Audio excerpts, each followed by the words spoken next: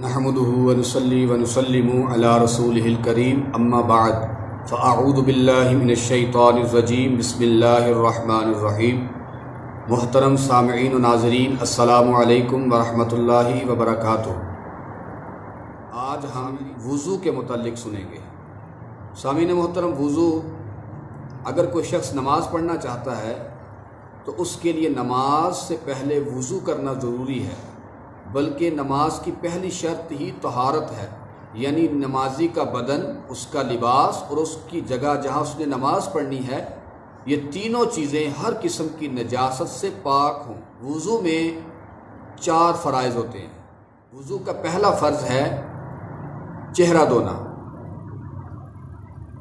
چہرہ اس طرح دھونا کہ پورے چہرے پر ایک بال کے برابر بھی جگہ خشک نہ رہ جائے۔ وضو کا دوسرا فرض ہے دونوں ہاتھ کوہنیوں سمیت دھونا۔ کچھ لوگ کہتے ہیں کوہنیوں تک نہیں، بلکہ کوہنیوں سمیت دونوں بازو کو دھونا۔ اور نمبر 3 چوتھائی سر کا مسح کرنا۔ اور نمبر 4 دونوں پاؤں ٹخنوں سمیت دھونا۔ یہ وضو کے 4 فرائض ہیں، اور اگر ان فرائض میں سے ایک فرض بھی رہ جائے تو وضو نہیں ہوتا، اور جب وضو نہیں ہوگا تو نماز بھی نہیں ہوگی۔